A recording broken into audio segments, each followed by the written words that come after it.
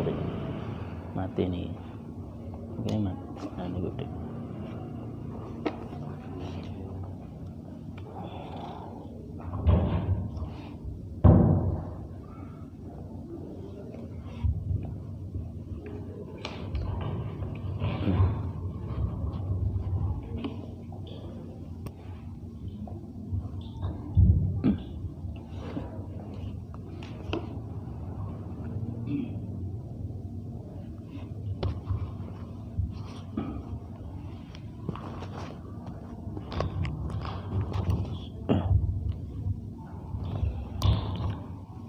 Bismillahirrahmanirrahim.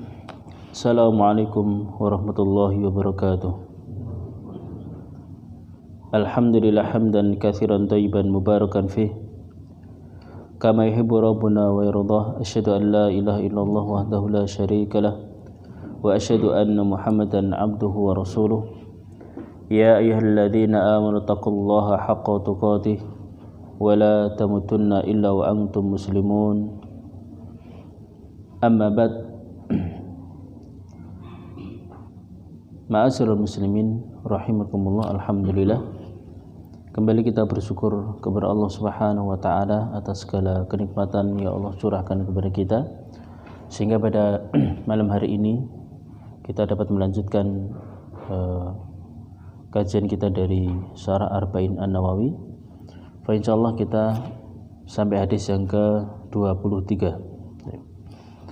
Qala al-mu'allif rahimahullah al-haditsu tsalis wal 20 an Abi Malik al-Haris ibn Asim al-Ash'ari radhiyallahu anhu qala Rasulullah sallallahu alaihi wasallam at-tuhuru syatrul iman walhamdulillahi tamla'ul mizan wa subhanallahi walhamdulillahi tamla'ani aw tamla'u ma bainas sama'i wal ard was-salatu nurun was-sadaqatu burhanun was-sabru diya'un wal-qur'anu hujjatun laka aw 'alaika kullun nasi yakhdu faba'i'un nafsahu famu'tikuha aw mibukaha.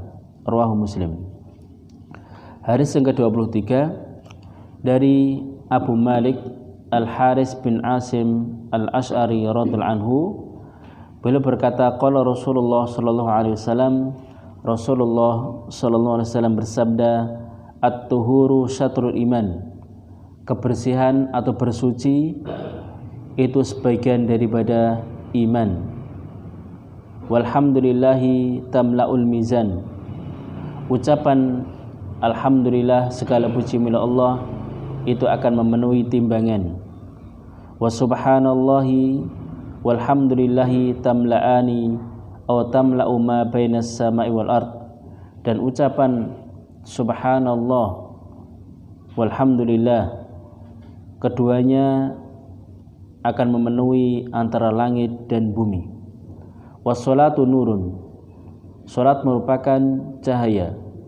Was-sadaqatu burhan, sedekah merupakan bukti keimanan seseorang. Was-sabru diya'un, kesabaran merupakan sinar. Wal Qur'anu hujjatun laka, Al-Qur'an akan menjadi hujjah yang akan membelamu, au 'alaika, atau yang akan menuntutmu. Kullun nasi yakhdu, setiap manusia dia akan berbuat. Faba'i'un nafsahu famu'tikuha, maka dia menjual dirinya, ada yang memerdekakan dirinya, au mibukuha, atau ada yang membinasakan dirinya. Hadis riwayat Imam Muslim. Ma'asyiral muslimin rahimakumullah. Pensarah menjelaskan tentang hadis ini beberapa poin. Yang pertama adalah makna daripada at-tuhur.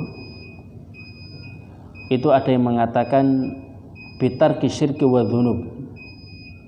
Jadi at-tuhur, sebagian para ulama mengatakan tuhur adalah meninggalkan kesyirikan, dosa dan maksiat. Itu makna at-tuhur. Namun juga at-tuhur di sini bisa diartikan dengan berwudu atau bersuci. al-iman, iman di sini diartikan dengan salat. Ya. Sebagaimana firman Allah Subhanahu wa taala dalam surah Al-Baqarah ayat 143, "Wa ma kana Allahu liyudhi'a imanakum." Dan Allah Subhanahu wa taala tidak akan menyanyiakan iman kalian. Maknanya di sini adalah sholatakum ila Baitul Maqdis. Allah tidak akan menyanyiakan salat kalian ketika menghadap ke Baitul Maqdis. Jadi di sini at-tuhur di sini dalam hadis ini ada dua makna.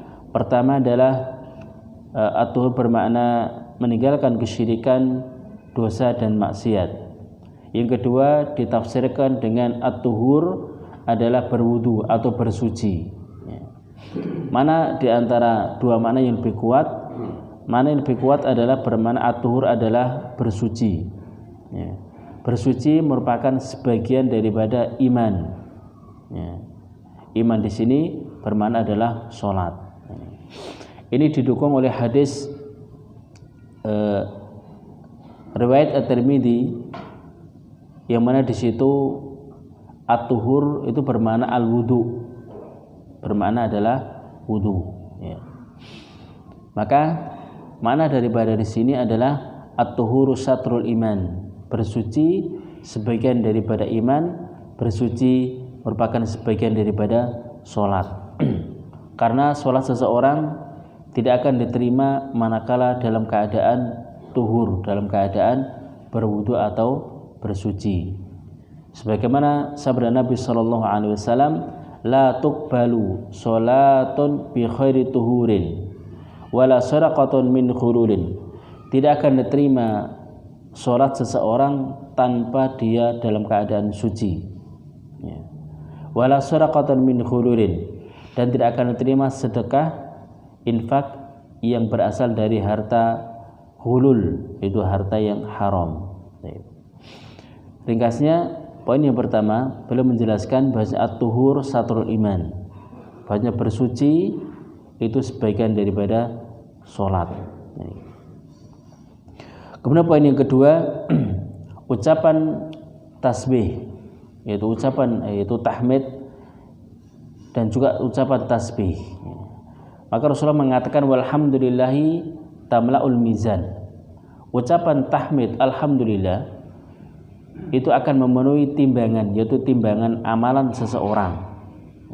Yang mana amalan seseorang itu akan ditimbang oleh Allah Subhanahu wa taala, mana yang berat, apakah lebih baik kebaikannya atau lebih berat daripada keburukannya.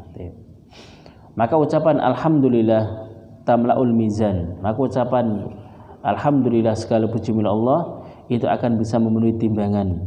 Kemudian wa subhanallah walhamdulillah, begitu pula ucapan tasbih subhanallah dan ucapan alhamdulillah, keduanya akan memenuhi antara langit dan bumi. Maka ini menunjukkan akan keutamaan kalimat tahmid dan tasbih.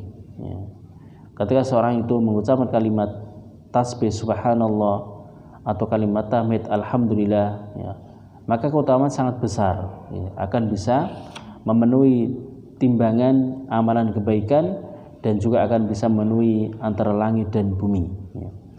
Kemudian apa makna tasbih? Tasbih adalah subhanallah, maha suci Allah. Maknanya adalah tanzihullah an kulli naqsin. Ketika kita mengucapkan tasbih subhanallah, itu maknanya adalah mensucikan Allah Subhanahu wa taala dari setiap kekurangan, aib dan cacat. Maka Allah adalah maha sempurna, Tidak ada pada Allah Subhanahu wa taala kekurangan. Tidak ada pada Allah Subhanahu wa taala cacat.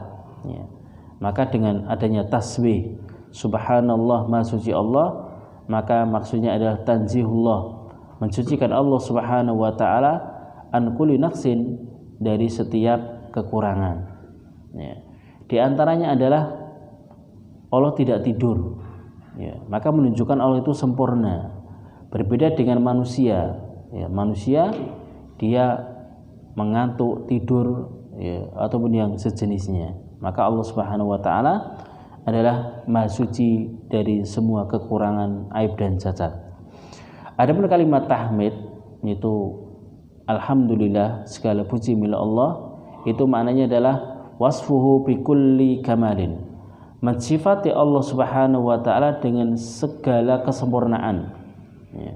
Maka alhamdulillah, ya, kalimat tahmid itu maknanya adalah segala puji itu hanya milik Allah Subhanahu wa taala. Tidak pantas seorang makhluk, seorang hamba, seorang manusia mendapatkan pujian. Maka yang lebih pantas dan segala pujian itu hanya milik Allah Subhanahu wa taala. Kemudian tamla'ani atau tamla'u. Di sini seorang rawi ada dua lafadz, tamla'ani atau tamla'u. Keduanya yaitu kalimat tasbih dan tahmid, keduanya bisa memenuhi langit dan bumi. Ya. Ini beliau pensara menjelaskan bisa jadi karena di sini beliau menunjukkan ragu apakah keduanya yaitu kalimat tasbih dan tahmid atau hanya salah satu, ya, tamla'u. Ya. Maka di sini beliau menjelaskan yahtamil ayakuna mil'u ma bainas sama'i wal ardi litasbih wa tahmid ma'an aw li ahadihima. Ada kemungkinan maknanya adalah bisa memenuhi antara langit dan bumi itu untuk dua kalimat tasbih dan tahmid keduanya, atau mungkin salah satunya kalimat tasbih saja atau kalimat tahmid saja. Dikarenakan dalam hadis ini itu ragu tamla'ani atau tamla'u, ya, keduanya atau salah satunya akan memenuhi langit dan bumi. Kemudian selanjutnya adalah wassalatu nurun. Salat merupakan cahaya. Jadi di sini beliau menjelaskan yasmalun nur fil qalbi wan nur fil wajhi wan nurul hidayah wan nuru yaumil qiyamah. Salat merupakan cahaya, baik cahaya di dalam hati, cahaya di dalam wajah, cahaya hidayah dan cahaya pada hari kiamat. Ini menunjukkan akan keutamaan perkara sholat. Ya, sholat itu akan bisa menyinari seseorang baik dalam hatinya sehingga hatinya akan tersinari, begitu pula wajahnya, ya, akan tersinari, begitu pula merupakan sinar ataupun cahaya daripada hidayah dan lebih-lebih nanti merupakan cahaya pada hari kiamat. Selanjutnya adalah wassadaqatu burhan. Sedekah merupakan burhan, yaitu dalilun ala imani sahibihi, merupakan dalil akan keimanan seseorang. Ya. Ketika seorang itu mengeluarkan hartanya, sebagian hartanya, infak sedekah, menunjukkan akan benarnya keimanan dia. Ya. Karena secara tabiat anna nufus tasuhu bil mal. Secara tabiat jiwa itu rakus terhadap harta dan sulit untuk mengeluarkan harta. Itu sifat manusia, ya. Maka Allah menjelaskan wa yuhibbunal mala hubban jamma. Ya, manusia itu cinta terhadap harta itu sangat, ya. Maka ketika seorang itu bisa mengeluarkan harta, ya, infak sedekah, itu menunjukkan akan benarnya keimanan seseorang, ya. Wa man wuqi'a suha nafsi wa tasaddaqa kana alamatan al imani. Maka barang siapa yang terjaga dari sifat tamak, ya, dan dia bisa infak sedekah dari harta yang dia punya, maka merupakan alamat tanda akan keimanan dia. Wali'anal munafiq qad yusalli riya'an. Dikarenakan seorang yang munafik itu terkadang sholatnya itu riya, ya, mengharap pujian manusia supaya dilihat manusia. Wala tasmahu nafsuhu bi ikhrajis shadaqah. Dan dia tidak senang ketika mengeluarkan hartanya untuk infak atau sedekah di jalan Allah Subhanahu wa taala. Li bukhlihi wa hirsi 'alal mal. Karena bakhilnya dia dan semangatnya dia untuk mendapatkan harta. Seorang yang tamak dalam harta itu satu sisi dia akan bakhil, ya. Maunya harta terus bertumpuk, tetapi untuk dikeluarkan dia sulit, ya.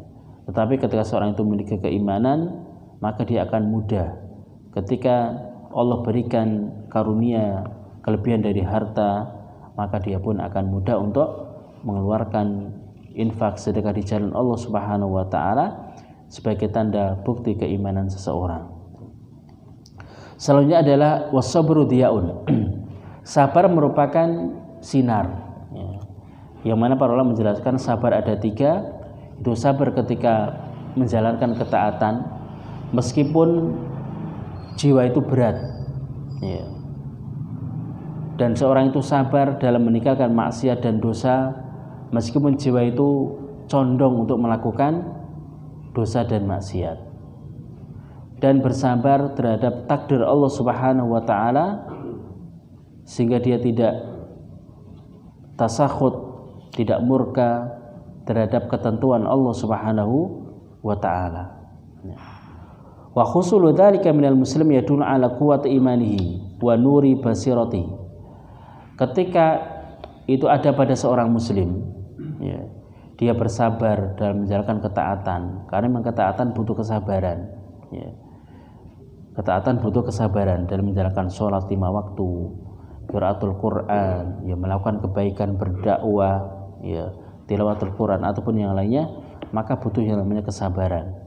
Meskipun jiwa itu berat, ya, untuk melangkahkan kaki menuju masjid, ya. Begitu pula untuk menghadiri majelis ilmu, maka butuh yang namanya as-sabru, kesabaran. Begitu pula ketika seorang itu meninggalkan maksiat, ya, itu juga butuh kesabaran.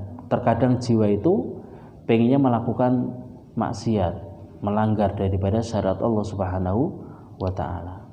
Begitu pula ketika Allah memberikan ujian dengan sesuatu yang tidak dia senangi dari takdir Allah Subhanahu wa taala. Ya, ketika dia bersabar, ya, maka menunjukkan akan kuatnya keimanan seseorang dan cahaya yang ada pada hatinya. Ya. Walihada wusifa as-sabr bi an-diya. Oleh karena ini disifati sabar itu merupakan dia, merupakan sinar. Ya. Maka kalau sholat adalah merupakan cahaya, kalau sabar adalah merupakan sinar. Karena memang ada sedikit berbeda. Kalau sholat adalah merupakan cahaya, itu tanpa adanya panas, ya.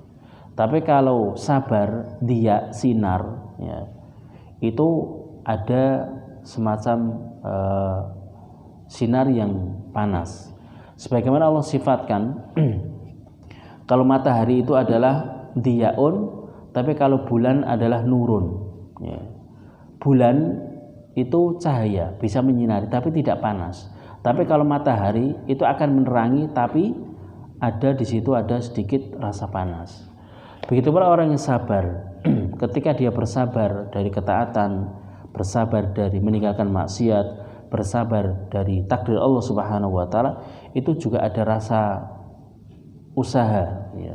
Artinya rasa capek dalam 3 hal tadi, ya, maka ibarah yaitu sholat merupakan nur, cahaya, kemudian sabar merupakan dia, sinar. Ini sama-sama menerangi, tetapi ada sedikit perbedaan. Maka kesabaran merupakan dia, merupakan sinar yang menunjukkan akan keimanan seseorang. Selanjutnya adalah wal Qur'anu hujjatun laka wa 'alaika. Al-Qur'an itu merupakan hujjah atasmu, maknanya akan hujah yang akan membelamu. Atau sebaliknya, Al-Quran akan menjadi bumerang, sesuatu yang akan menuntutmu. Kapan Al-Quran itu menjadi hujah bagi kita, akan menjadi hujah di hadapan Allah Subhanahu wa taala, menjadi pembela kita. Itu ketika Al-Quran adalah kita amalkan. Ya, maka saya di sini mengatakan ima hujjatul insan idza qama bima yajibu alim wa ma huwa matlubun minhu fil Qur'an. Al-Qur'an akan bisa menjadi hujjah yang akan membela kita ketika memang Al-Qur'an itu kita laksanakan, ya. Kita benarkan berita-beritanya, kita laksanakan perintahnya, kita jauhi larang-larangannya, kita membaca Al-Qur'an dengan sebenar-benar membacanya, kita amalkan isinya, maka itu akan menjadi pembela kita. Namun sebaliknya, Al-Quran bisa menjadi hujjatun 'alaika, menjadi sesuatu yang akan menuntut kita atau menjadi bumerang bagi kita. Kapan itu?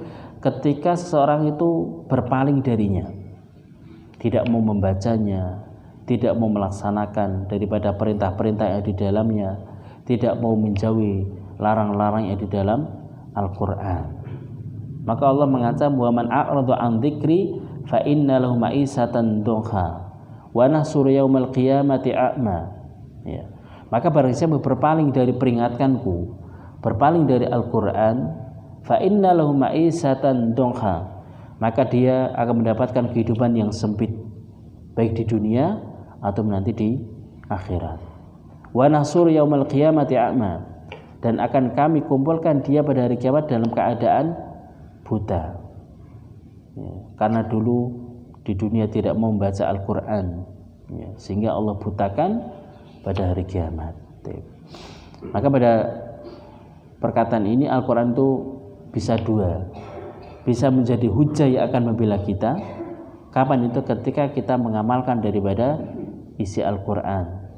Sebaliknya akan menjadi bumerang, akan menjadi sesuatu yang menuntut kita ketika kita tidak atau kita berpaling dari Al-Quran. Sebagaimana hadis Nabi Shallallahu Alaihi Wasallam, Inna Allah yarfa'u bihadzal kitab aqwaman wa yadhu bi akharin. Allah Subhanahu wa taala akan mengangkat derajat suatu kaum berdasarkan dengan Alkitab, yaitu Al-Quran. Sebaliknya Allah akan merendahkan suatu kaum disebabkan dengan Al-Quran. Maka dengan Al-Quran Allah akan mengangkat derajat seseorang ketika betul-betul melaksanakan daripada isi kandungan Al-Quran. Selanjutnya adalah kulun nasi yakhdu. Setiap manusia itu akan berusaha, akan berbuat. Fabayu nafsahu, maka dia akan menjual dirinya. Famu'tikuha, ada yang memerdekakan dirinya. Au mubikuha, atau sebaliknya dia akan membinasakan dirinya. Makna daripada kalimat ini, anan nasa yakhdu wa yas'auna, bahwasanya seluruh manusia, setiap manusia itu akan berbuat, akan berusaha, akan bekerja, istilahnya akan berbuat. Fayanqasimuna ila qismaini, maka terbagi menjadi dua bagian. Qismun yabi'u nafsahu, bagian yang pertama adalah dia akan menjual dirinya. Menjual kepada siapa? Menjual kepada Allah Subhanahu wa taala dengan cara melaksanakan perintahnya dan menjauhi larangannya. Fayatikuha bidzalika minan nar, berarti dia telah memerdekakan dirinya dari api neraka. Ini bagian pertama. Jadi setiap manusia itu akan yas'auna, akan berbuat. Maknanya adalah dia akan menjual dirinya kepada Allah Subhanahu wa taala dengan cara melaksanakan perintahnya dan menjauhi larang-larangannya. Dengan seperti itu berarti dia telah memerdekakan dirinya, membebaskan dirinya dari siksaan api neraka. Yang kedua adalah waqismun yubikuha. Bagian kedua adalah manusia yang membinasakan dirinya. Itu ketika seorang itu melaksanakan daripada dosa, ya, melaksanakan daripada maksiat, ya. Wadzalika biwuqu' minasyubhat wal muharramah, ya, yaitu dengan melaksanakan atau dia terjatuh dalam perkara syahwat yang Allah haramkan sehingga mengantarkan kepada neraka. Sama saja dia membinasakan dirinya kepada siksaan Allah Subhanahu wa taala. Ini diantara makna yang beliau sampaikan berkaitan hadis ini. Kemudian faedah dari hadis ini yang pertama adalah bayanu fadlil tuhur, penjelasan tentang keutamaan daripada at-tuhur, yaitu bersuci, ya, pentingnya tentang bersuci. Maka seseorang bagaimana betul-betul memahami bagaimana cara bersuci, ya. Karena ketika seorang itu sholatnya dalam keadaan tidak suci, ya, tentu sholat tidak akan diterima, ya. Maka seorang harus betul-betul bagaimana mempelajari tentang toharoh, ya, baik suci dalam hal pakaiannya, suci dalam hal tempatnya, atau suci dalam dirinya. Karena suci itu mencakup 3 hal ketika dalam sholat, ya kan? Suci yaitu tentang tempatnya untuk sholatnya, kedua tentang bajunya, begitulah dengan badannya. Ya, maka seorang harus betul-betul memperhatikan tentang perkara at-tuhur, yaitu tentang bersuci ini. Karena ketika sholat dalam keadaan tidak bersuci, maka tidak akan diterima oleh Allah Subhanahu wa taala. Dan Rasulullah menjelaskan at-tuhur satrul iman.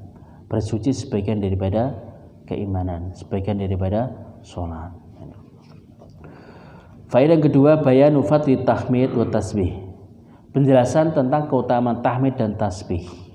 Di antara bentuk zikir, ya alhamdulillah, subhanallah. Maka ketika seorang itu mengucapkan tasbih, ya, maka berarti dia mensucikan Allah Subhanahu wa taala dari segala kekurangan, dari segala aib dan cacat. Ya. Begitulah ketika dia mengucapkan tahmid alhamdulillah, berarti dia mensifati Allah Subhanahu wa taala dengan sifat yang sempurna. Yang mana ketika mengucapkan ini, itu akan memenuhi timbangan amalan seseorang dan akan memenuhi langit dan bumi. Faedah yang ketiga, itsbatul mizan wa wazni amal. Dalam hadis ini ada penetapan adanya mizan, timbangan, wa wazni amal, dan akan ditimbangnya sebuah amalan. Bahwasanya seorang muslim dia harus meyakini bahwasanya seluruh amalan seorang hamba akan ditimbang, dan ini akan terjadi pada yaumul qiyamah. Para ulama membahas perkara ini dalam kitab akidah, ya. Apa yang terjadi setelah hari kiamat, ya. Maka di situ para ulama menjelaskan yang pertama terjadi ketika sudah dititipkan sangkakala yang kedua, maka seluruh manusia akan bangkit dari alam kuburnya, dari alam barzah, dalam keadaan tidak beralas kaki, tidak berpakaian, dan tidak berkhitan. Setelah itu, maka matahari akan didekatkan sejauh 1 mil atau 2 mil, sehingga saking panasnya maka mereka akan berkeringat, dan berkeringat itu sampai menenggelamkan mereka. Ada yang sampai ke batas mulut mereka sehingga mereka tidak bisa berbicara. Setelah itu maka akan ditimbang amalan seseorang. Maka Allah mengatakan faman thaqulat mawazinu faulaika humul muflihun. Maka barang siapa yang amal kebaikannya lebih berat, maka itu adalah orang-orang yang beruntung, yang berhak masuk ke dalam surga Allah Subhanahu wa taala. Wa amma man khafat mawazinuhu, adapun orang yang amal kebaikannya ringan, lebih berat keburukannya, faulaika khasaru anfusahum khalidina fiha. Maka adapun orang-orang yang ringan amalan kebaikannya, maka mereka telah merugikan diri mereka sendiri dan mereka mendapatkan ancaman berada di neraka. Ini seorang muslim. Seorang muslim itu akan ditimbang seluruh amalannya, ya. Terus bagaimana dengan orang kufar, ya? Apakah juga akan ditimbang amalannya? Terus bagaimana hisabnya? Ada orang kufar, maka mereka tidak memiliki kebaikan, karena kebaikan mereka sudah terhapuskan dengan disebabkan kekufuran mereka. Karena kekufuran mereka itu akan menghapus kebaikan mereka. Orang kufar, ya, ketika mereka melakukan kebaikan sebanyak apapun, itu tidak dianggap oleh Allah Subhanahu wa taala. Ya. Meskipun dia melakukan berbagai macam kebaikan, infak, sedekah, tetapi dalam keadaan kufur, ya, itu tidak ada gunanya. Ya. Maka yang ditimbang adalah amalan seorang muslim. Ya. Apakah lebih baik kebaikannya, lebih banyak kebaikannya atau lebih banyak daripada keburukannya. Maka dalam di sini penetapan adanya mizan adalah adanya timbangan amalan seseorang.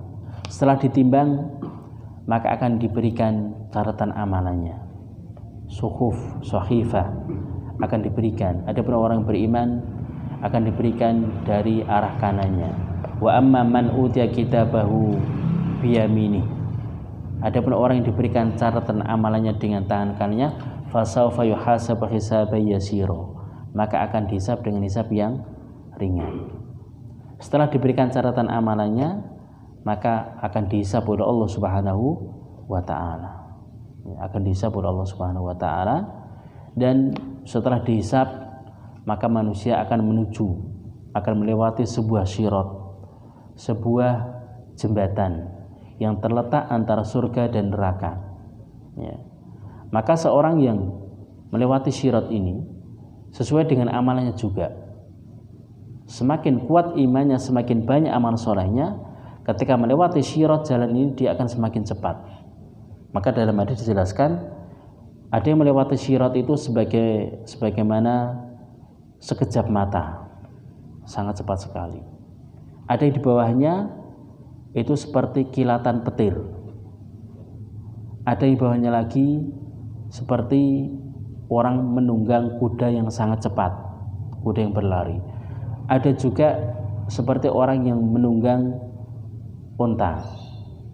Ada seperti orang yang berlari. Ada yang seperti berjalan. Bahkan ada yang seperti orang yang merangkak. Namun juga ada yang mereka jatuh ke dalam neraka. Wa na'udzubillahi min dzalik.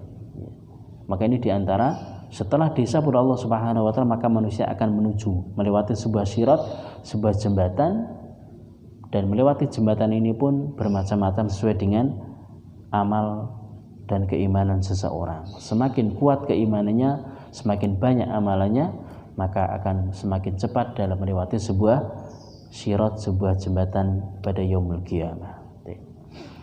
Ma'asyiral muslimin rahimakumullah, pada intinya dalam di sini penetapan adanya mizan, ya, adanya timbangan dan akan ditimbang seluruh amalan seorang hamba. Faedah yang keempat, fadlus shalah, keutamaan tentang salat.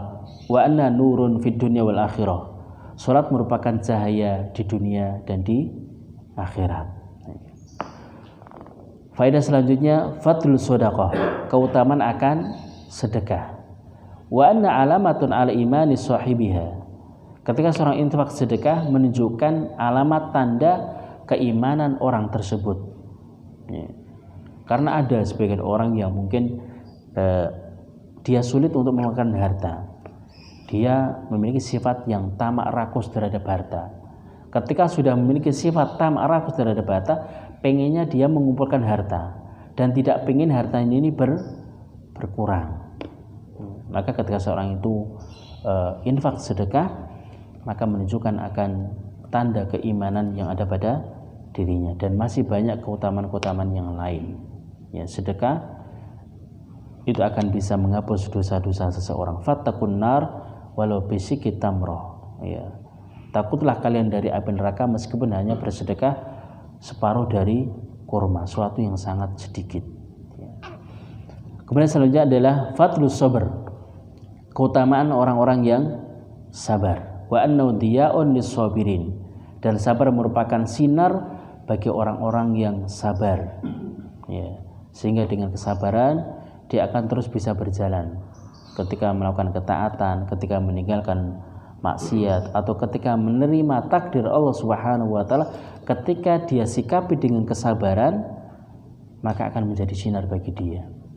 Menjadi sinar bagi dia. Namun sebaliknya, ketika seorang itu tidak sabar, ya, dalam menjalankan ketaatan, dalam meninggalkan larangan, atau dalam menerima musibah, tentunya justru akan menjadi musibah yang lebih besar bagi dia, akan menjadi musibah dalam agamanya. Ya, itu lebih berbahaya ketika dia mendapatkan musibah dalam agamanya. Selanjutnya adalah al-hathu ala inayah bil Quran ta'alluman wa tadabburan wa amalan liyakuna hujjatan lil insan. Anjuran untuk perhatian terhadap Al-Qur'an, ya, baik dari membacanya, mempelajarinya, mentadaburinya, mengamalkannya. Apa tujuannya? Liyakuna hujjatan lil insan, supaya menjadi hujah, supaya menjadi sesuatu yang bisa membela kita, yaitu dengan memperhatikan terhadap Al-Quran tadi. mulai dari tilawah membacanya. Ya, terkadang seorang muslim ya dalam sehari ya, atau mungkin bahkan dalam sepekan atau bahkan dalam sebulan tidak pernah yang namanya buka mushaf Al-Qur'an. Ya, maka ini suatu musibah ya.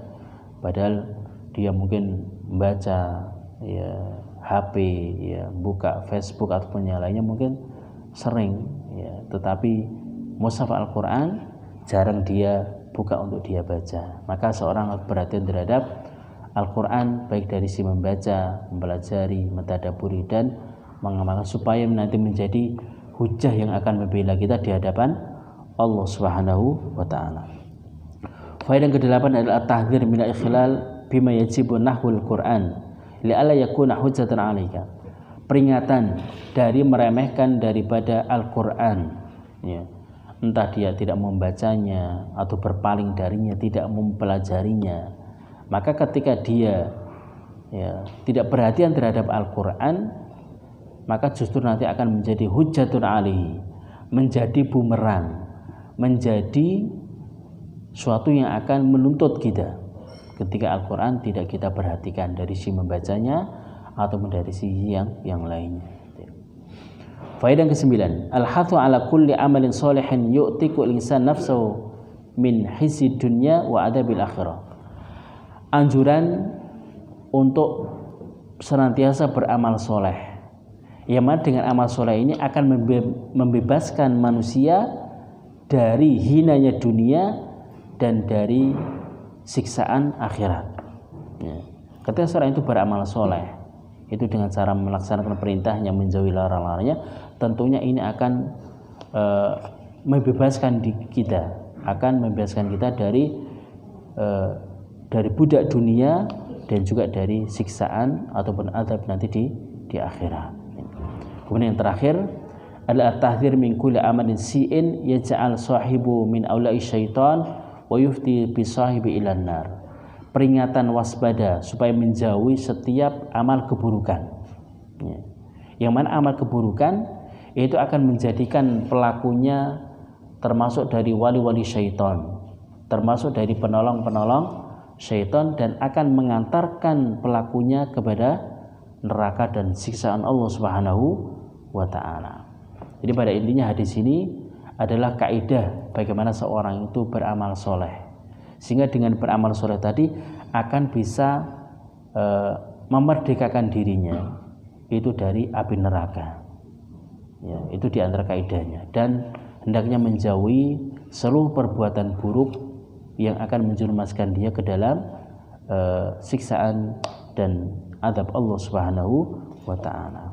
Ma'asyiral muslimin rahimakumullah, demikian apa yang kita sampaikan. Pada intinya hadis yang ke-23 ini adalah kaidah bagaimana seorang itu beramal soleh. Apa di antara amal solehnya? Disebutkan di atasnya tadi ya, disebutkan di atasnya tadi. Apa itu? Bersuci ya, sholat, kemudian berzikir, mengucapkan kalimat tahmid, tasbih ataupun yang lainnya, kemudian sedekah, bersabar, kemudian mempelajari Al-Quran. Itu diantara amal-amal soleh. Jadi dari sini intinya kaidahnya pada kalimat yang terakhir. Setiap manusia itu adalah berbuat, maka ada dua golongan. Ada yang memerdekakan dirinya, ada yang membinasakan dirinya. Kalau dia mau memerdekakan dirinya dari azab Allah, maka dia beramal soleh. Di antaranya dari kalimat-kalimat yang disebutkan di atasnya tadi. Demikian apa yang kita sampaikan. Mudah-mudahan bermanfaat. Nah, mungkin banyak khilaf dan kekurangannya. Kami mohon maaf yang besar-besarnya. Wa akhiru da'wana subhana bihamdik asyhadu an la ilaha illa anta astaghfiruka wa atubu ilaik. Assalamualaikum warahmatullahi wabarakatuh.